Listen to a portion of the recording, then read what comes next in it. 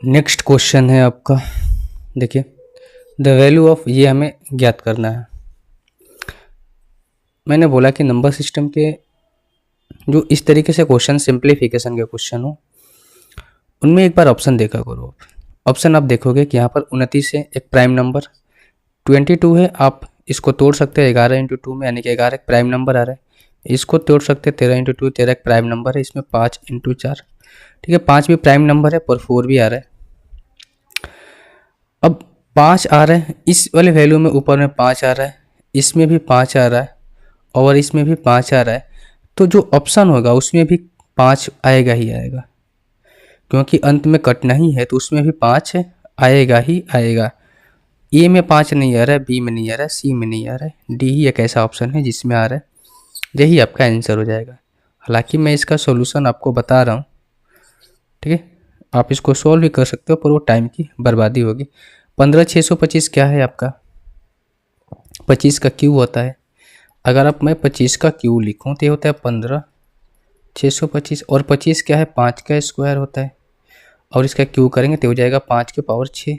तो 5 के पावर 6 मैं लिखूँगा तो क्या होगा, 15,625 आएगा। बात क्लियर हो रही है। इसका मतलब ये हुआ कि मैं इस वाले पूरे एक्सप्रेशन को मैं लिखना चाहूँ तो इसको मैं लिख सकता हूँ कि 5 के पावर 6 और पूरे के पावर, या फिर इसको मल्टीप्लाई कर सकते हैं -3/2 बटे में, ये 4 को मैं लिख सकता हूँ क्या, 2 के पावर 2 इंटू -3/2, ये चीज़ें मैं लिख सकता हूँ। अच्छे से लिख देता हूँ। अगर मैं लिखना चाहूँ इसको 5 के पावर 6 मल्टीप्लाई ये -3/2 बटे में, 4 को मैं लिख सकता हूँ 2 के पावर 2 इंटू -3/2 मल्टीप्लाई है यहाँ से। अब देखो 5/2 यानी कि 5 के पावर 5 बटे में 2 के पावर 5, इसको डिवाइड करेंगे किसका, 625 से, ये 4 है।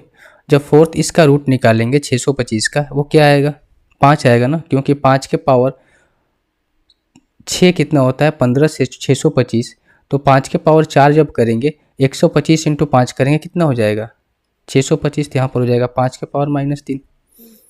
अब चूंकि ये चीज़ें डिवाइड में है तो पावर को हम क्या करते हैं, ऐड करते हैं।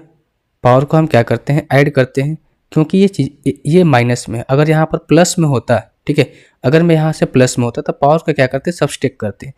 आपको एक प्रॉपर्टी पढ़नी होगी, m के पावर n, ठीक है, डिवाइड बाई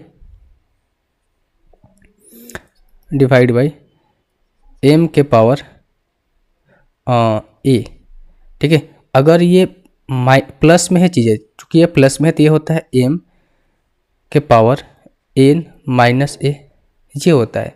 अगर यहीं पर ये माइनस में होता तो होता है m के पावर n प्लस a, क्योंकि जब सब्सट्रैक्ट करेंगे तो चीज़ें क्या हो जाएगी, प्लस हो जाएगी। तो 5 और 3 कितना हो जाएगा आपका 8, और यहाँ पर क्या है आपका, यहाँ पर क्या है आपका 3 माइनस, यानी कि कितना हो जाएगा आपका -9। अब देखो पावर में, अब एक चीज़ और आपको यहाँ पर समझो, यहाँ पर एक पावर प्लस में था, एक पावर माइनस में था, तो चीज़ें प्लस हो रही थी। वहीं पर ये जब दो पावर सेम में थे, यहाँ पर प्लस में था, यहाँ पर प्लस में था, तो माइनस में हो रहा था, यहाँ पर माइनस में था तो यहाँ पर भी माइनस में है, तो यहाँ पर क्या हो जाएगा, चीज़ें वो माइनस ही आएगी। क्यों, क्योंकि -n और -a करेंगे तो बीच में आ जाएगा क्या, आपका प्लस आ जाएगा। बात समझ में आई। तो यहाँ पर क्या है, 5 के पावर -9, यहाँ पर 5 के पावर क्या है आपका 8 है, 5 के पावर 8 है। जब इन दोनों को सब्सट्रैक्ट करेंगे तो क्या हो जाएगा, 5 के पावर -1, ऊपर में वैल्यू आ जाएगी 5 के पावर -1, नीचे में क्या वैल्यू आ जाएगी आपकी, ये 2 से आपका 2 कट जाएगा, -3 + 5, जब इसको ऐड करोगे तो क्या हो जाएगा आपका भाई 2 के पावर 2, यही आएगी 2 के पावर 2, क्योंकि प्लस वाली वैल्यू बड़ी है। तो अब इसको करोगे तो ये 5 के पावर 1 का -1 का मतलब क्या होता है भाई, 5 के पावर -1 का मतलब क्या होता है, 1/5। तो जब 1/5 करेंगे तो हो जाएगा 1/5 इंटू 2 के पावर 2 करेंगे 4, यानी कि 1/20, 1/20 आ गया। तो जो मेथड है वो आपका ये है। और आप इसको लॉजिक के थ्रू जाओगे, सोचना है जिसको बोलते हैं, तो डायरेक्ट आप आंसर कर पाओगे।